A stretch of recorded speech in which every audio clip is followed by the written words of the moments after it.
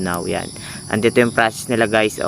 Mag-register lang kayo, i-verify nyo lang yung mobile number nyo, iba nyo yung bank account nyo, tapos download nyo yung application. Mahalaga guys, da-download nyo yung application, tapos ilagin yung account nyo guys. Tapos may dadating silang golden egg ticket reward sa reward center guys. Yun, so itatry natin guys. So nakapag-register na ako dito guys. So kung magre-register kayo guys, maglalagay lang ako ng link dyan sa description. I-click nyo na lang yan, diretso registered na yan guys. Tapos sa taas may makikita ko yung download application, i-download nyo na lang.